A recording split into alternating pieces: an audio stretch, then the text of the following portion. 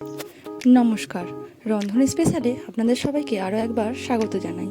তো আজকে আমি একদম একটা নতুন রেসিপি নিয়ে চলে এসেছি। আজকে আমি বানাবো নুডলসের পরোটা। তো প্রথমে এক বাটি ময়দা আমি নিয়ে নেব। ময়দাতে পরিমাণ মতো লবণ ও হাফ চামচ চিনি দিয়ে দেবো ও কিছুটা আজওয়ান হাতে ভালো করে ঘষে দিয়ে দেবো। তবে ভালোভাবে সমস্ত কিছু মিশিয়ে নেব। তারপরে সাদা তেল দিয়ে ময়ান দিয়ে দেবো।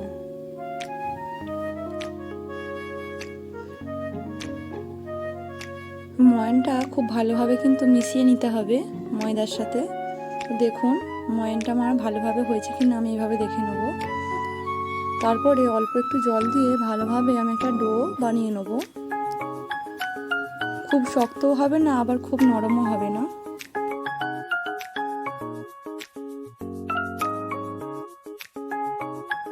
তারপর আমি ঢাকা দিয়ে কিছুক্ষণ রেখে দেবো। এখানে আমি 2 প্যাকেট ইপ্পি নিয়ে নিয়েছি, আপনারা চাইলে ম্যাগিও নিয়ে নিতে পারেন। তো ইপ্পিটাকে আমি জল দিয়ে অল্প করে সেদ্ধ করে নেব, মানে 50% মতো সেদ্ধ করে নিতে হবে। তো ইপ্পির মধ্যে যে মশলাটা থাকে সেটাও দিয়ে দেবো। এর মধ্যে 1 চামচ মতো সরিষার তেল দিয়ে দেবো। এতে কিন্তু এই ইপ্পির টেস্টটা একটু বেড়ে যায়। ইপ্পিটা একদম শুকনো শুকনো করে নেব। এদিকে আমি ডোটা আরেকবার ভালোভাবে মাখিয়ে নিয়ে লেচি কেটে নেব একটা একটা করে। দেখুন এইরকম সাইজের লেচি কেটে নেব আমি। আমার 6টা লেচি হয়ে গিয়েছে। এরপর আমি ইপ্পিটিতে একটা ডিম ফেটিয়ে দিয়ে দেবো। যেহেতু ইপ্পিতে লবণ থাকে সেহেতু আমি ডিমেতে লবণ দেবো না।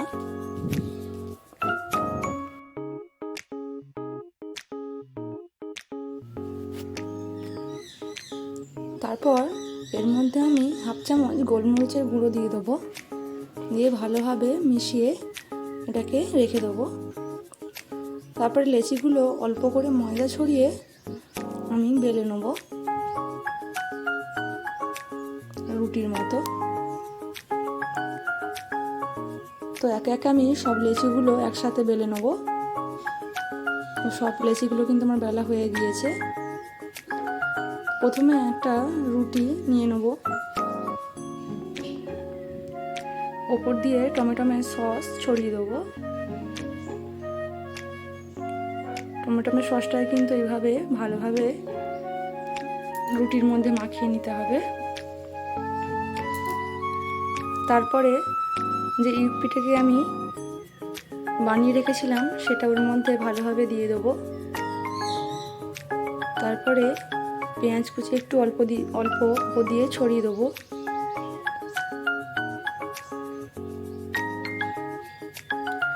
অল্প কিছু কাঁচা লঙ্কাও দিয়ে দেবো।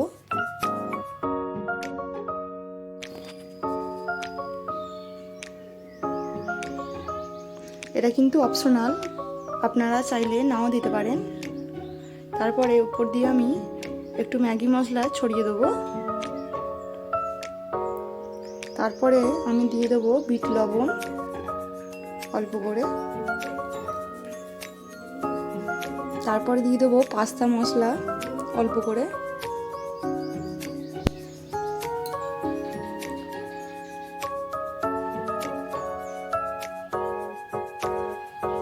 তারপর আমি দিয়ে দেবো চাট মশলা। ওপর দিয়ে কিন্তু ভালোভাবে সমস্ত কিছু ছড়িয়ে দেওয়া হয়ে গেছে।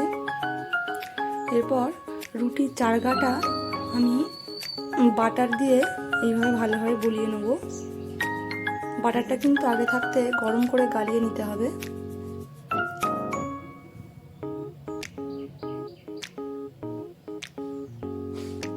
তারপর ওপর দিয়ে আর একটা রুটি দিয়ে এইভাবে চেপে চেপে আমি সাইডগুলো এইভাবে চেপে চেপে দেবো।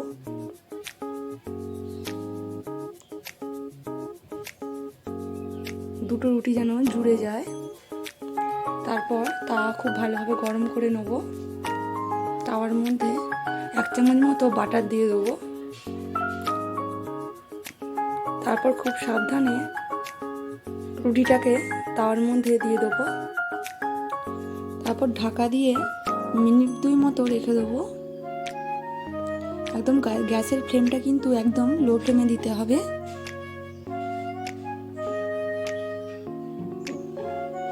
দেখুন ঢাকাটা খুলে কতটা সুন্দর একটা কালার এসেছে। তারপর আমি সাইড দিয়ে আবার একটু বাটার দিয়ে দেবো। দেওয়ার পর পরোটাটা এইভাবে আমি উল্টে দেবো।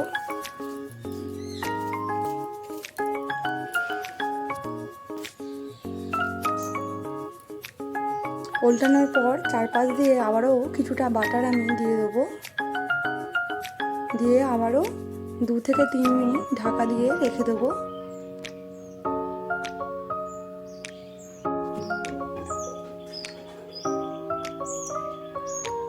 তো দেখুন কতটা সুন্দর কালার এসেছে।